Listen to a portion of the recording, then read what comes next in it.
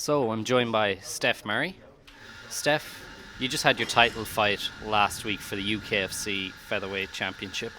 Obviously, unfortunately, it didn't go your way, but I just want to see how you're feeling now since fight night. I feel good.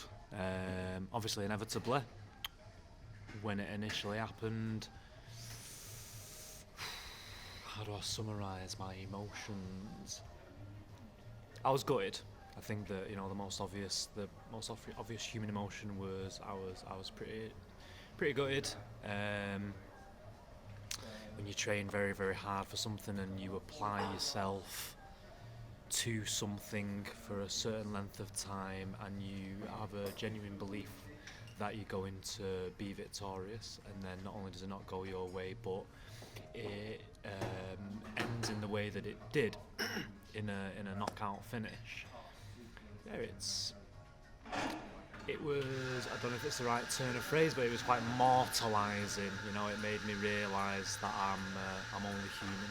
So yeah, I think initially, I gave myself, I allowed myself that time to be sad, to be upset. I'd say I think the initial feelings were shock, but after having some time to myself, which I've got plenty of now that I'm not training, having some time to myself, I'm very fortunate that I'm surrounded by a good network of people, family and friends, who I'm able to actually just externalise my feelings about the evening. I feel a hell of a lot better about it overall. And obviously, with it just being World Mental Health Day the other day, and with the sport you're in, everyone is known to have this kind of like big bravado, like you're an MMA fighter, this, that, and the other. People have this outside look. So what I wanted to do was cast yourself back to the night before the fight or the morning of. What kind of feelings were you feeling? Did you feel like you had to show off this strong bravado to people, and was it a different feeling you had inside? I'm glad you asked. I think it's a really this fight was different to probably all of my other fights, despite the fact, let's bear in mind, it's been a roller coaster, my journey through the MMA scene, in my opinion, and I've been very very fortunate that I've been able to get to where I have done in a very short space of time. In summary, I've had 3 title fights this year. My first one, was in the weight division above me against the guy who was significantly more experienced than me, at the very least on paper, and it turned out obviously on the night he got the victory. Now, with that, I wanted to win, and I believed that I could win, but I also appreciated that there was a huge chance I wasn't going to win. So it was almost like there was no pressure. So building up to that fight, fine, there was no anxieties really. It was just do what you do. Fast forward to the second one, and that was now my opportunity in my weight division to have a second shot at a title. Trained hard. I felt as though I'd gone against our toughest challenge to date, and although I didn't get the win, I felt I gave him a blooming good run for my money, and as a result of that, I think it filled me with confidence. So went into my second fight of the year, which also, as I say, happened to be a title fight, confident, like incredibly confident. And again, I knew I'd done everything I could have done on paper. I knew I'd trained as hard as I could train, and I was fortunate enough that I went in and sealed the deal, and I got my title, which was amazing. Fast forward to the third fight of the year, the one that just went at the weekend, and fight camp, same as always, amazing. I've got a great team. I'm surrounded by, again, a great network of people who push me. I've got a great coach, my teammates and everything. And as I say, my 6-week fight camp, top, absolutely top. felt great. I had a few little niggles, a few little injuries, but nothing that was going to prevent me, I felt, from doing the job. Now, going back to your original question, the night before, I've got like a little process that I do where I relax, I just chill, I don't do anything, and I'll usually go to a flotation spa where you get in one of those pods, and you just float, and you've got an hour to do essentially whatever you want, and I use it as an opportunity to do active meditation, do some visualization exercises, and that is where I essentially just spend that hour playing out what's going to happen, what I perceive, what I would like to happen, and also what I wouldn't like to happen, so that I have an understanding of worst case scenario syndrome. And what's interesting, as I say, is I went through my whole 5 count feeling very, very confident, very, very self-assured, felt great, and then as soon as I got into that little pod and I was left to my own devices, I was actually struck with quite a lot of anxieties and uncertainties about the night, and which obviously took me by surprise, A, because I'm not accustomed to feeling like that the night before, and also the fact that I hadn't felt it throughout the entire 6 weeks. But I accepted those feelings, and I was like, okay, cool, let's ride with it, and let's see what happens, and let's see where this takes me. And yeah, it wasn't overly pleasant, but I did what I felt needed to be doing. Just I couldn't hide from those emotions. But I felt fortunate enough that I was able to face those anxieties, face those uncertainties, and it was almost as if I'd bottled them up and I left them in that pod. I left them in my in my visualization, in that flotation spa. And then when I left, I felt fine again. And I was like, cool, sweet, that's nice. That was obviously my moment that I needed to externalize those feelings, get them out off my chest, get them out there, and then I can move on. I had a great evening for the rest of the night, had a nice early night, had some good food, fine and dandy.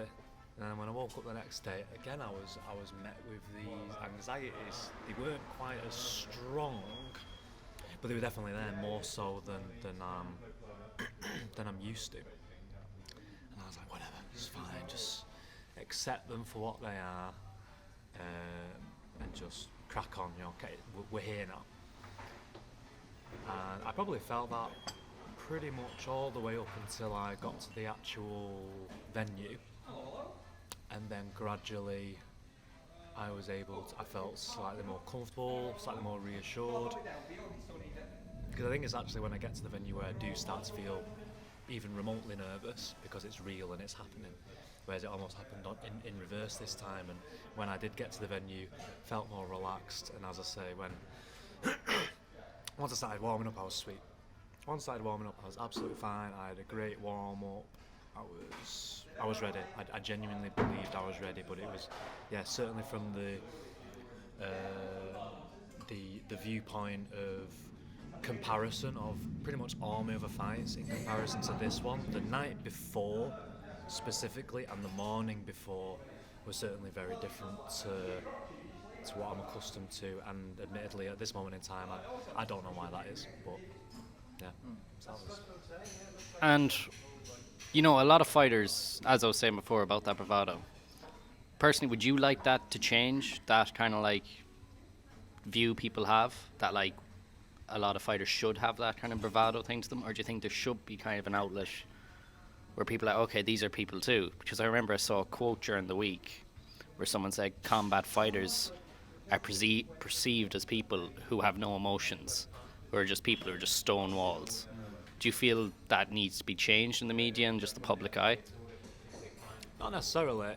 I think that people, as cheesy or cliche as it may or may not sound, I think people should just be entitled to be whoever they want to be.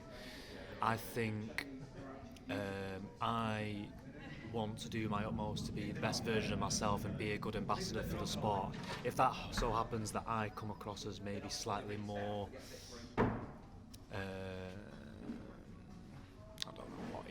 emotional. I don't even know want even necessarily say I'm more emotionally in tuned, but just I have very little interest in the bravado. I'm aware of my own toughness. I'm aware of, and I feel that I can show that in a physical capacity whether it's when I'm training or when I'm in the cage.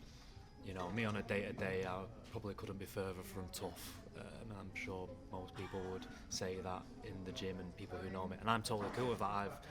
I've spent long enough in my younger years as a young lad trying to show and trying to prove to other people that I'm tough. I don't feel that toughness is necessarily a personality trait. I think it's for me. I want to show that more from a physiological sense, in a more physical sense. So with regards to, do I think that needs to be reined in? I was having a conversation actually with one of the other coaches the other day. I think there's a place in the world for tough people. There's a place in the world for bravado. It's fun, it's exciting, it's interesting.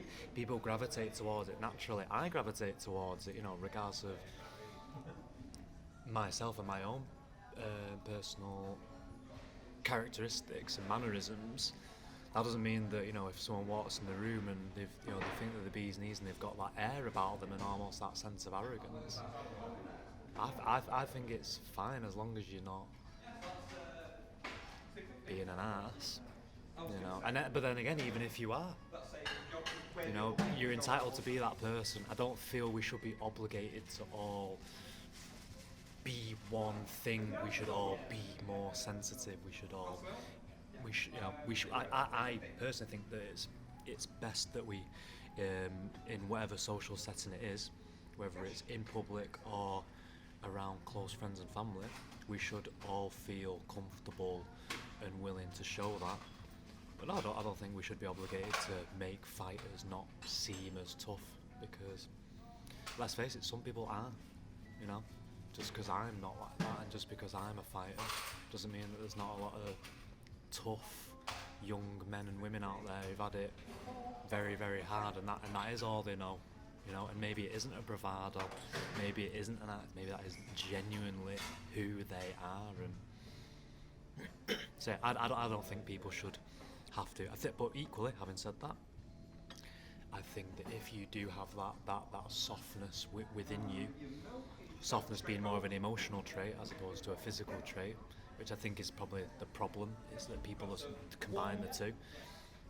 I can be physically tough and emotionally sensitive. I can be all of those things. I can be a joker and I can be a clown, and you can take absolutely nothing I say seriously, but then if we're having a serious conversation, I would expect you to take me seriously. It's the same thing. It kind of varies, doesn't it, on the occasion almost. So yeah, you be you, fighters, people, footballers, competitive athletes, regular people who work in coffee shops. Just be you, as cliche as that may sound. And you always hear of these fighters, they come out with the issues they might have in their own head after they've lost big fights or whatever, lost big competitions. What really shocks me about you is how much you were taking it in your stride, since I've seen a few people who have lost things and they've had their self-pity. As you talked about, you allow yourself to have that.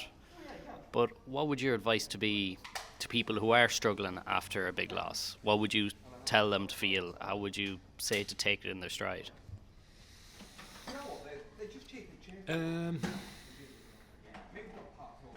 It's just a fight, isn't it?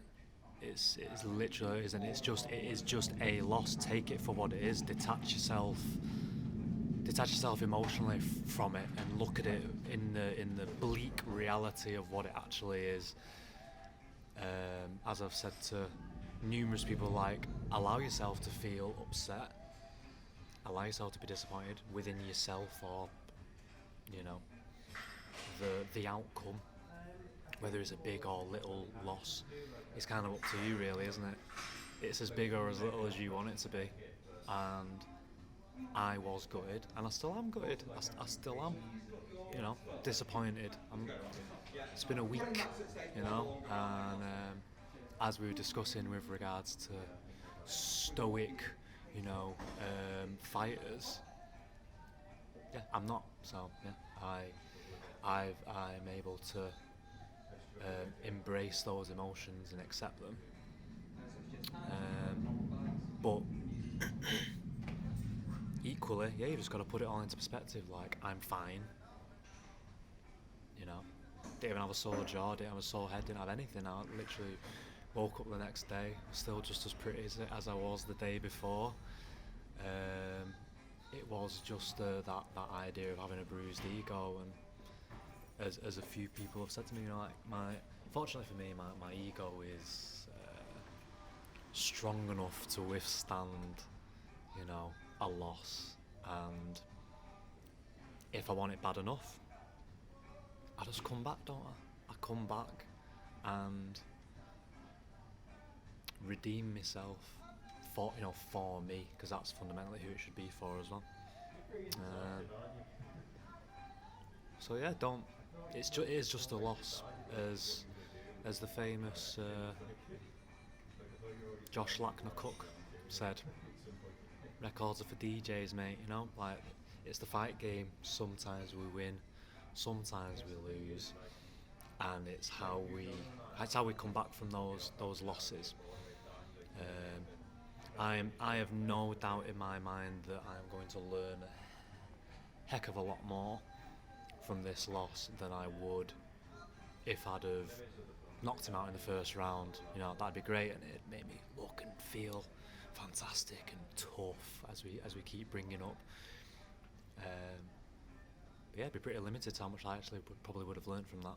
Whereas this, I've gone, okay, there's things we need to work on, things that admittedly I haven't thought about in great detail. I've almost allowed myself to just have this time to not really think about fighting too much, because that is more or less is a huge, it's a huge page in my day-to-day, week-to-week life. Training, putting in 10, 15 odd hours a week into training, so I don't have to do that. To actually just think about me and recovering emotionally from it is actually quite refreshing. Having a lot of time to myself, so yeah, it's good. And moving on from the subject of mental health, it's also this week is Malnutrition Week. And I say one of the most broadcasted things throughout the sport of MMA in the past few years has to do with weight cutting, etc., things like that. From going through it, and from your own occupation of working in the gym and having your own knowledge of all that, how important is the nutrition side to MMA with weight cutting and everything? How strict do fighters have to be with themselves? Very. I'll hold my hands up and I'll admit that I've from what I've listened to other people, I've probably got it pretty good. But having said that, I also believe that's probably just because as a result of my general lifestyle. I feel that on a general day-to-day, overall, I eat well. And those of you that know me know that I'm a bit cheeky sometimes with certain things that I eat, but I feel that's because of the work rate that I put in. You are allowed those treats if you train hard. Food, diet is important, but equally it should be sustainable. The way that we eat ideally should be sustainable. Just be kind to your body, man. I don't know if I try and dumb it down too much, but to me that's what it is. It's just be kind to your body on a day-to-day, and that includes treating yourself from time to time. Also, that is being kind to your body, not just by eating healthy and eating well, but also allowing yourself that little treat. In terms of the weight cut,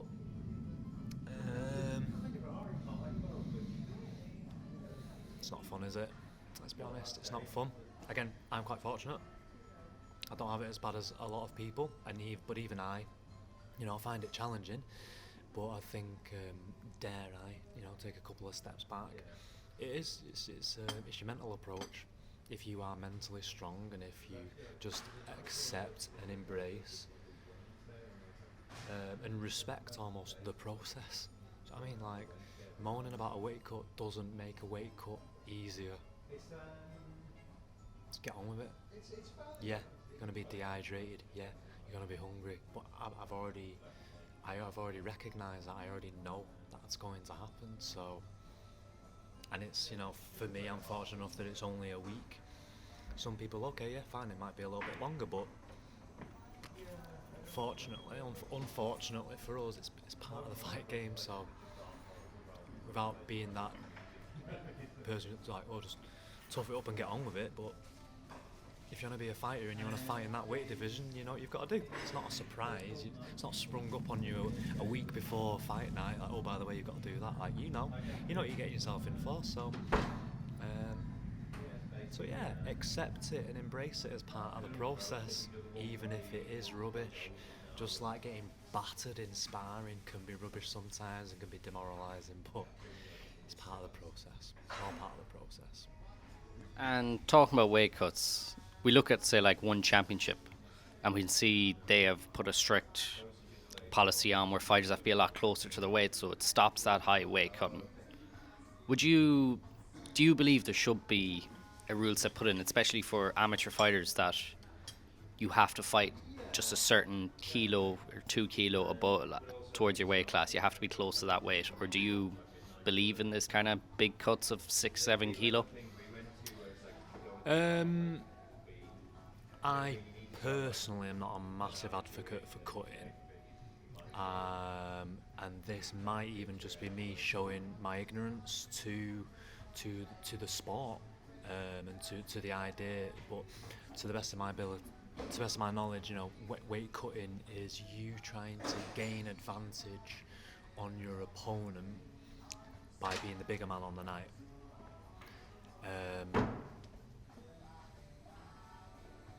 That in theory is great, you know, so let's assume that, okay, yeah, cool, you're the bigger person on the night, cool, so there you go, you've got your advantage.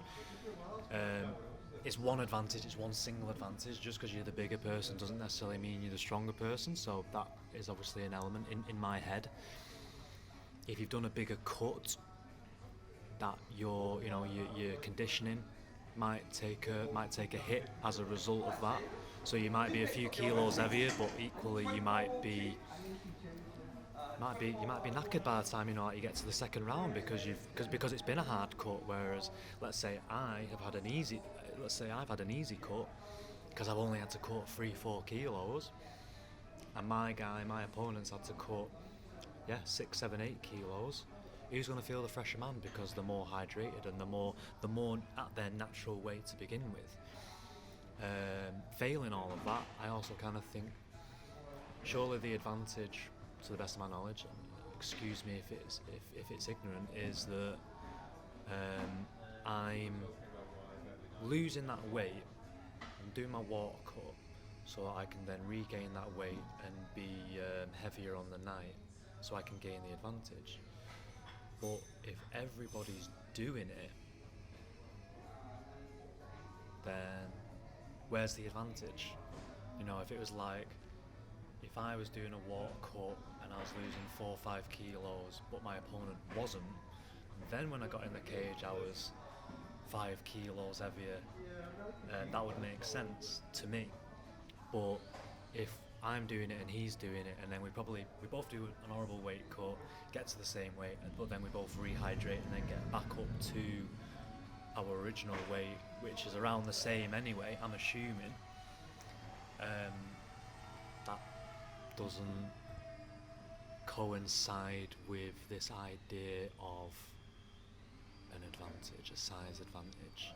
But I'll say that might just be me showing my ignorance to the sport. But for example, when I don't recall ever getting in the cage of anyone other than the person who was the weight category above me and being like, wow, he's so big. In fact, I tell a lie, I did. I fought someone and he was massive. He was absolutely massive, and again he gassed because he'd clearly done a huge cut and he gassed. So I am definitely, yes, sorry, to summarise, more of an advocate of the smaller weight cuts. I don't, certainly at amateur level anyway, certainly at amateur level, probably different at professional, but those guys have got a whole crew, a whole team of doctors and nutritionists and God knows what else, they're on call. But I think at amateur level, I don't think, for what it's worth, I don't think it's worth the advantage, personally. Yeah, in summary. And lastly, uh, obviously you're bouncing back. You're looking to bounce back eventually after this recent result. If you were to, in your own mind, say this time next year, where would you like to say Stef Murray is in his MMA career? Where would you like to say how you've bounced back from what happened? This time next year, just back on the winning streak, I suppose. I think that's the easiest, probably the most basic and hopefully not too boring response, but just back on a winning streak with, I want to have some time to rest. I also want to have some time to learn. I want to have a good length of time to continue to learn my craft and continue to progress and get better as a competitive athlete, as a fighter. So this time next year, 2 wins on the bounce, but in incredible fashion, People being like, wow, we've missed this guy. Just being like, that's what he's been doing. That's what he's been doing for the last 6 months. And just bringing that spark and that excitement back, and being able to show just how good I am as a fighter. Remind people if they needed that.